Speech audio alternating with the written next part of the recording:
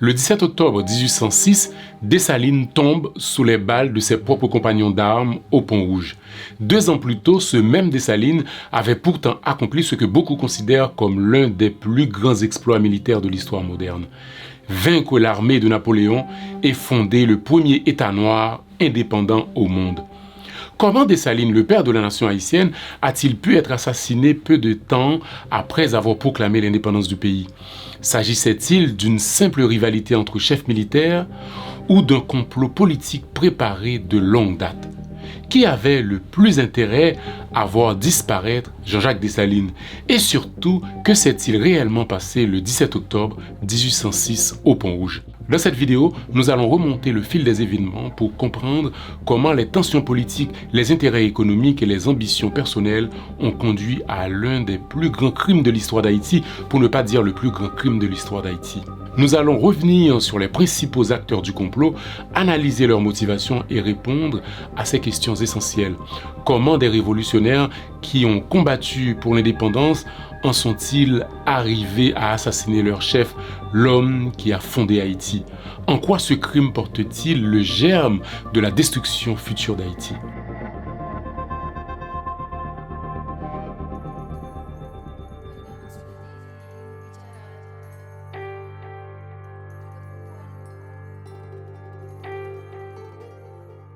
Jean-Jacques Dessalines est né et a grandi sous le régime brutal et inhumain de l'esclavage à Saint-Domingue.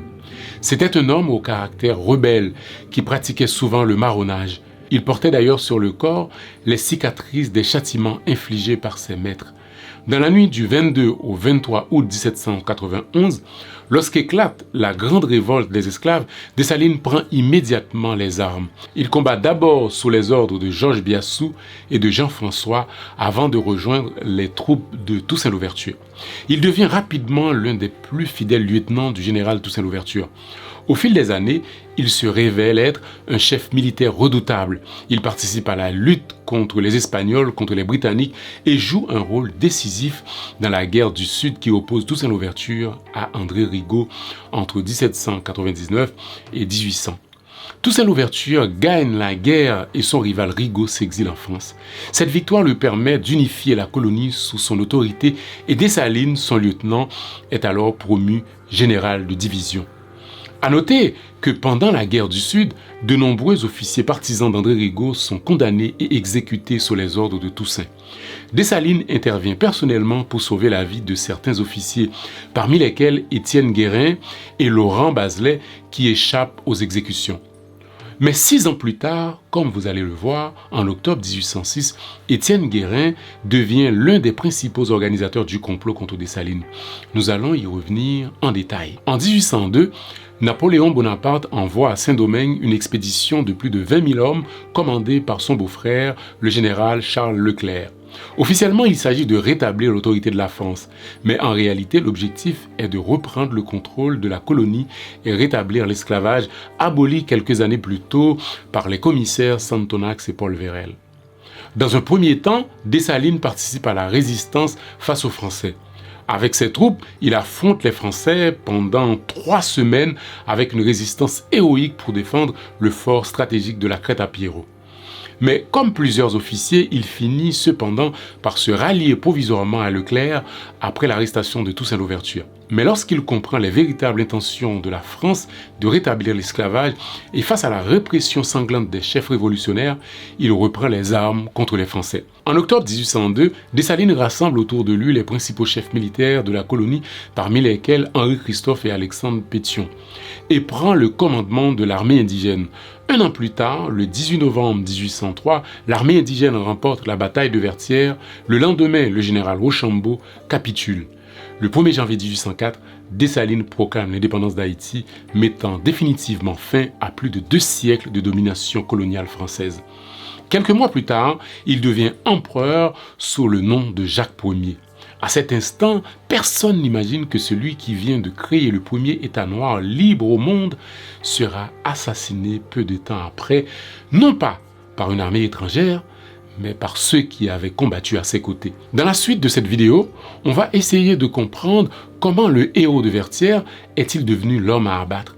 Pourquoi ses plus proches compagnons se sont-ils retournés contre lui? Pour répondre à ces questions, il faut remonter aux premiers mois de l'Empire d'Haïti et comprendre comment les graines du complot ont été semées dans les cœurs de ses compagnons d'armes.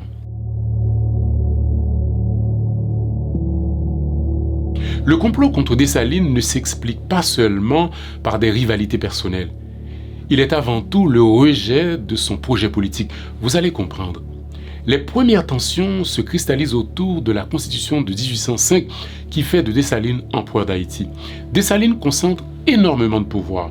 Il est à la fois empereur, chef suprême de l'armée, chef de l'administration. À ce moment-là, certains pensent déjà à limiter son autorité, mais n'osent pas l'avouer. C'est la première inquiétude politique. Dessalines avait aussi la réputation d'être extrêmement sévère. Plusieurs chefs militaires commencent à craindre pour leur propre sécurité. Il faut ajouter aussi les tensions avec les élites du Sud.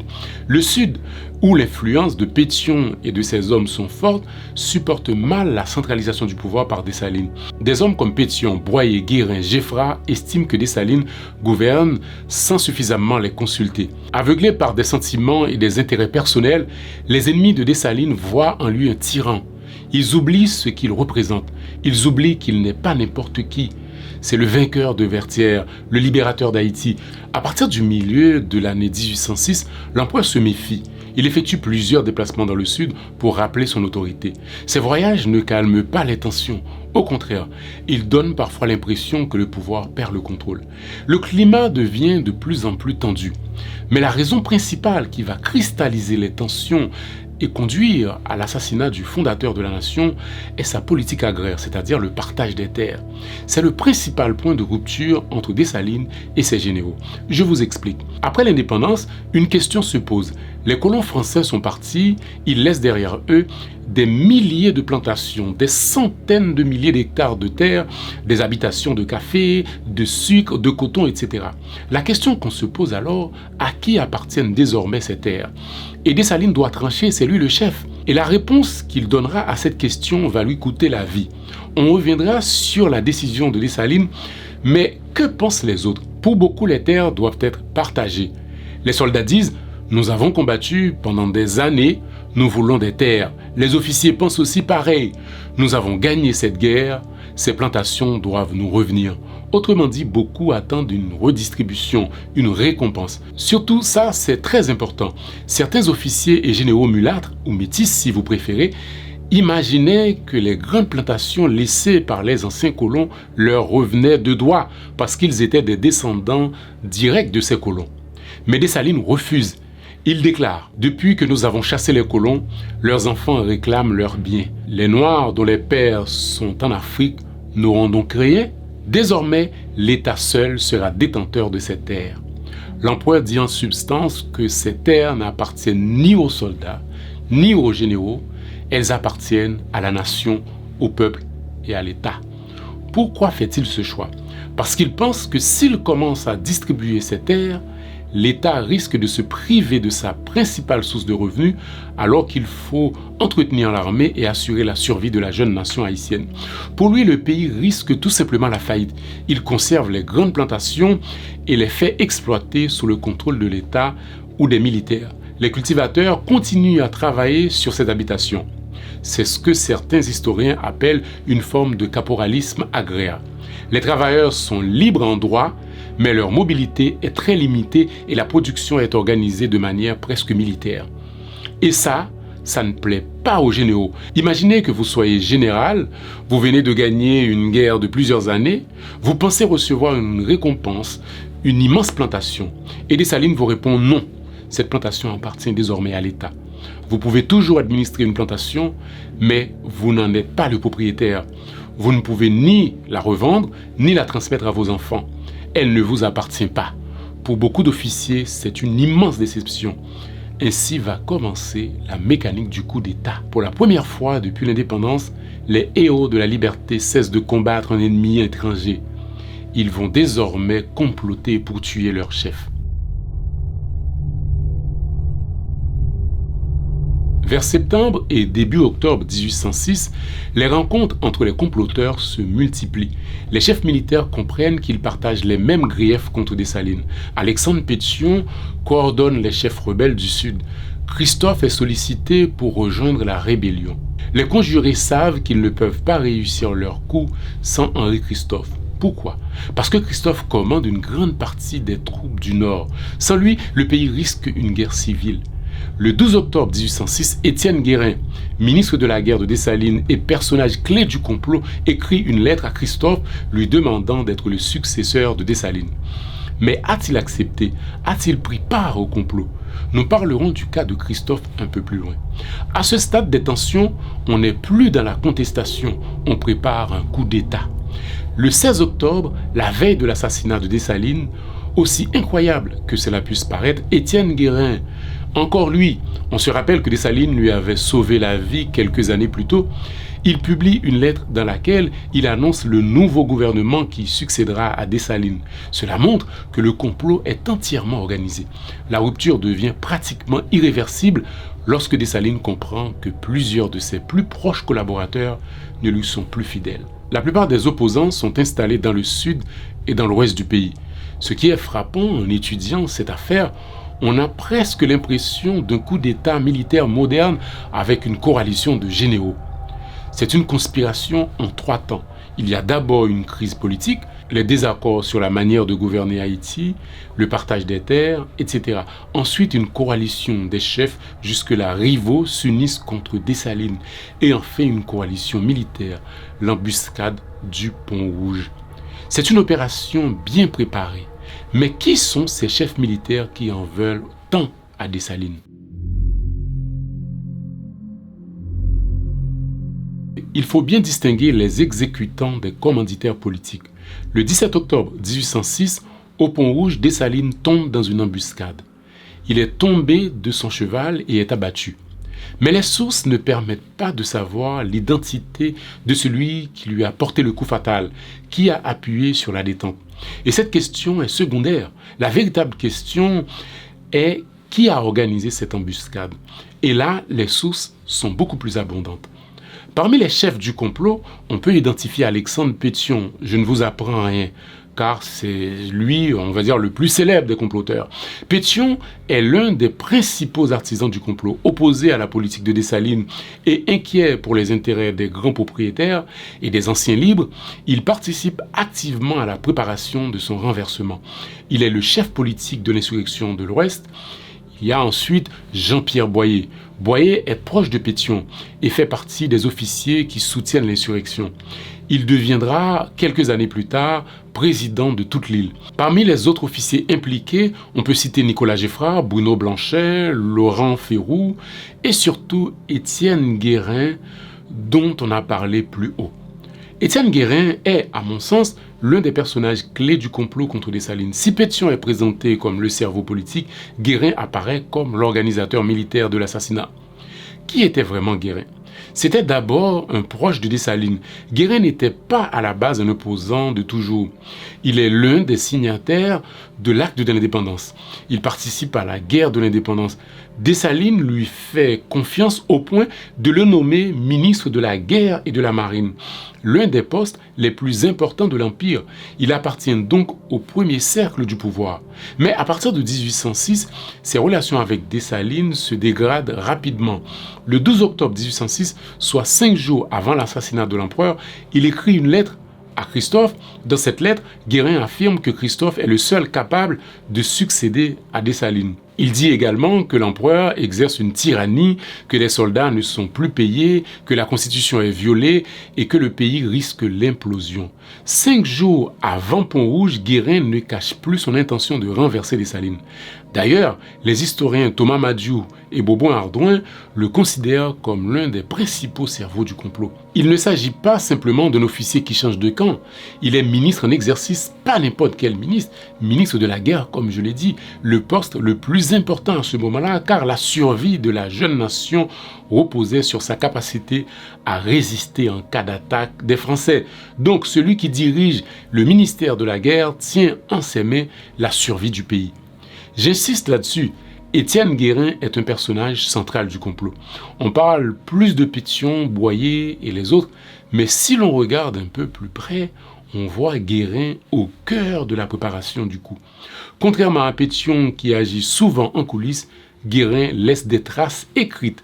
Mais il faut tout de même garder à l'esprit que malgré tout, le chef principal des insurgés était Alexandre Pétion. Guérin, en bon traître, va connaître lui aussi un sort tragique. Après avoir contribué à l'assassinat de Dessalines en 1806, il soutient d'abord le nouveau régime, il entre ensuite en conflit avec Pétion, dont il conteste la politique et le pouvoir. Il convoite le pouvoir et conspire contre Pétion afin de prendre sa place. Démasqué, il est traqué par les hommes de Pétion. Désespéré et refusant d'être capturé, il met fin à ses jours le 18 janvier 1810. Maintenant, intéressons-nous au cas de Christophe. A-t-il participé au complot? Le cas de Christophe est plus difficile à démêler. On n'a pas de preuves matérielles solides sur l'implication de Christophe. Les historiens sont donc obligés de raisonner à partir d'indices. Certains historiens le présentent comme étant l'un des généraux en conflit avec Dessalines. Plusieurs sources indiquent qu'il était au courant du complot. La lettre que lui a envoyée Étienne Guérin et dont nous avons parlé plus haut en témoigne. Et après l'assassinat de Dessalines, Christophe accepte effectivement de prendre la tête du nouveau pouvoir. Pour beaucoup d'historiens, cela suffit presque à démontrer sa complicité, une manière de juger la position de Christophe comme une neutralité complice. Mais d'autres arguments parlent en sa faveur. Après la mort de Dessalines, il entre rapidement en conflit avec Pétion. Ça peut vouloir dire qu'il était contre le projet d'assassinat de Dessalines. Si la lettre de Guérin n'établit pas formellement la participation de Christophe, elle dit une chose importante, c'est que Henri Christophe était un personnage indispensable, ils avaient besoin de lui. Il était le général et chef de l'armée, maître du Nord, probablement le militaire le plus prestigieux après Dessalines.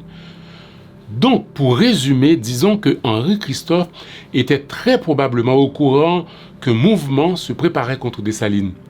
Les chefs de la conspiration le consultent et le désignent même comme chef provisoire avant la mort de l'empereur. En revanche, aucune source ne permet d'affirmer qu'il a participé à l'organisation de l'embuscade du Pont Rouge ou qu'il a ordonné l'assassinat.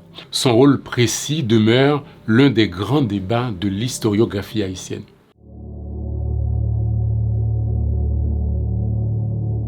Le 17 octobre 1806, après avoir appris qu'une insurrection s'est déclarée dans le sud et dans l'ouest du pays, Dessalines quitte sa ville marchant pour se rendre à Port-au-Prince afin de rétablir l'ordre. Il ignore l'ampleur réelle de la conspiration. Il pense encore pouvoir imposer son autorité à ses anciens compagnons d'armes. Pendant ce temps, ses ennemis dressent une embuscade au Pont Rouge, au nord de Port-au-Prince. Ils choisissent ce passage obligé où l'empereur devra forcément passer. Des soldats sont cachés en attente de son arrivée. À l'approche du Pont Rouge, le colonel Léger, aide-de-camp de Dessalines, comprend que quelque chose ne va pas. Il avertit l'empereur, mais Dessalines poursuit sa route. Il croit encore que son prestige suffira à faire reculer les soldats. Il se trompe. Une fois arrivé à l'embuscade, les soldats barrent la route. Dessalines tente de passer, un premier coup de feu est tiré, puis une salve éclate. L'empereur est mortellement atteint. Charlotin Marcadieu, aide-de-camp fidèle de Dessalines, s'interpose au moment où les tirs éclatent. Il est tué avec l'empereur. Le héros de Vertières, vainqueur de Rochambeau et fondateur de l'État haïtien, est tué par des hommes qui, pour beaucoup, avaient combattu à ses côtés quelques années auparavant. Après la mort de Dessalines, son corps est dépouillé et mutilé. Détail macabre, ses doigts sont coupés pour lui enlever ses bagues. Son cadavre est ensuite transporté vers Port-au-Prince où il est encore profané par une partie de la foule. C'est alors qu'intervient une femme connue sous le nom de Défilé ou Dédé Basile que certaines sources évoquent sous le nom de Défilé la folle. Elle recueille les restes de Dessalines, les place dans un sac et les enterre.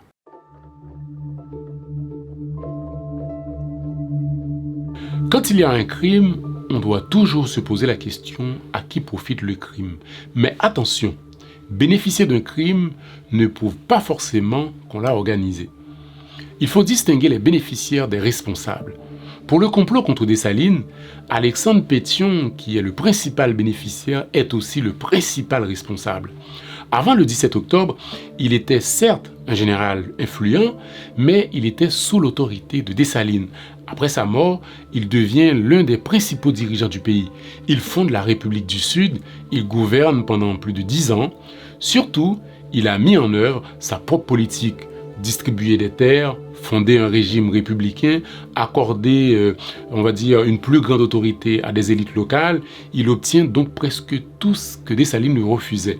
L'autre personne qui gagne beaucoup après la mort de Dessalines est Christophe. Il contrôle le Nord, il devient président puis roi d'Haïti.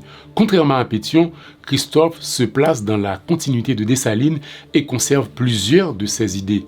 Il crée un État fort, une armée puissante, une discipline de travail, etc. Ensuite, les généraux insurgés ont beaucoup gagné. Ils deviennent les nouveaux maîtres du pays, beaucoup obtiennent des postes, des terres, davantage d'autonomie. Ils ne vivent plus sous l'autorité d'un chef unique. Les puissances étrangères hostiles à la jeune nation haïtienne ont également gagné avec la disparition de l'empereur. Le pays est affaibli, la disparition de Dessalines entraîne la division du pays en 2 gouvernements rivaux. Cela entraîne une baisse de la capacité militaire de l'État haïtien. Objectivement, cela affaiblit Haïti. Les puissances étrangères observent cette évolution avec intérêt. Et le grand perdant dans tout ça, c'est évidemment la jeune nation haïtienne qui, depuis ce meurtre odieux, est rongée par la guerre et la division. 17 octobre 1806 n'a pas seulement coûté la vie aux fondateurs de la nation, il a aussi changé durablement la trajectoire du pays.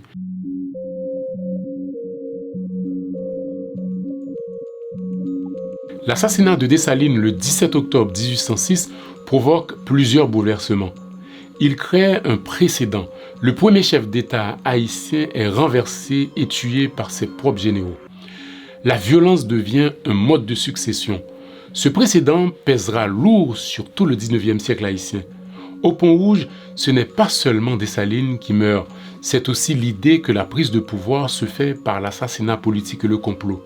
Ce meurtre provoque aussi la rupture de l'unité nationale. Dessalines avait réussi, malgré les tensions, à maintenir ensemble le Nord, l'Ouest et le Sud. Après sa mort, tout éclate. Christophe d'un côté et Pétion de l'autre. 2 gouvernements, 2 armées, 2 constitutions, 2 visions du pays. Cette division durera près de 15 ans et elle affaiblit considérablement Haïti. La mort de Dessalines a aussi provoqué la disparition du projet dessalinien. Dessalines avait un vrai projet politique qui était celui d'avoir un État fort, une armée et une économie forte, une indépendance absolue face aux puissances étrangères. Ses successeurs abandonnent ce projet, à part Christophe qui a repris certains aspects du projet dessalinien. Le 17 octobre 1806, les conjurés pensaient éliminer un homme. En réalité, ils ont brisé l'unité du jeune État haïtien.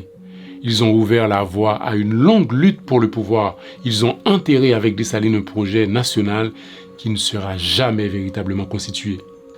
C'est la fin de cette émission. Merci de l'avoir suivi. Prenez soin de vous et à bientôt pour une nouvelle page d'histoire. Au revoir.